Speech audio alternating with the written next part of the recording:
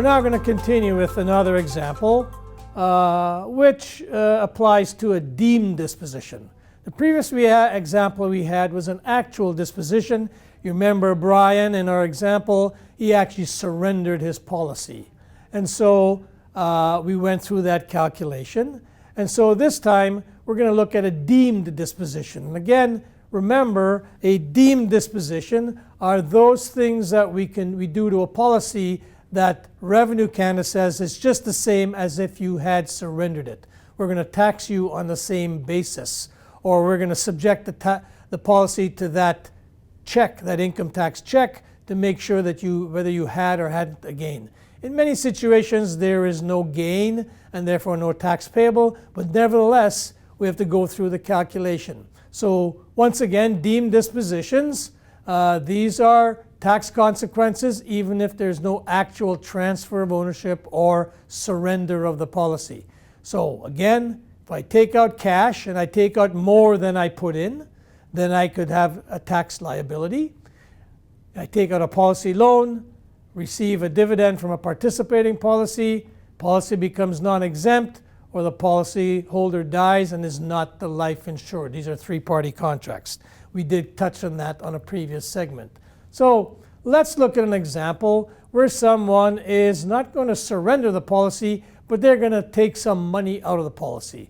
They're going to withdraw some money. They still want to keep the plan going, they just need some money, and decided to withdraw it rather than take it out as a policy loan. So in our example, we have a sum insured of $250,000.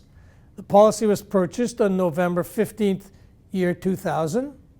The customer has put in premiums of $3,000 a year for 18 years for a total of $54,000.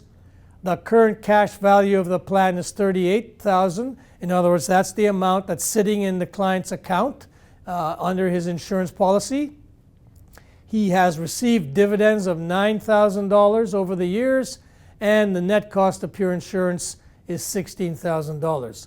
The client wants to withdraw $30,000 from his plan. So he has $38,000 in there, but he wants to just withdraw $30,000. The question is there going to be a tax liability on any of that $30,000 that he withdraws?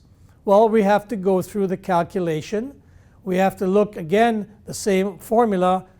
We have to look at policy gain. Is it going to be the proceeds of disposition minus the adjusted cost base? And so his proceeds of disposition, $30,000, right, which is what he's borrowing, or sorry, not borrowing, which is what he's withdrawing. He wants to take out $30,000 from the policy, so that's what he's getting in his hands. His adjusted cost base, based on the last acquired date, and this policy, as you see above, was bought after December 1st, 1982, so it's one of the newer policies, so it has a new ACB formula. And so the ACB formula is going to be premiums paid minus dividends declared minus the NCPI. And we can see that the premiums paid, $54,000, minus $9,000 of dividends, minus the NCPI of $16,000 for an adjusted cost base of $29,000. Now, the client takes out the $30,000, but his adjusted cost base is $29,000. Therefore, he has a taxable gain. He must report $1,000 on his income tax for the year that he took that partial withdrawal. So again, the same process you go through, same formula, but you insert based on the data you have in the example.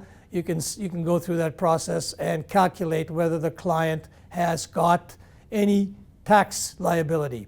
For example, if his policy gain, if in fact it was switched around, let's say he was taking out $29,000, but his adjusted cost base was $30,000, he would have a tax loss. He would not have to pay any tax because he has not gotten back out any more than he put into the plan.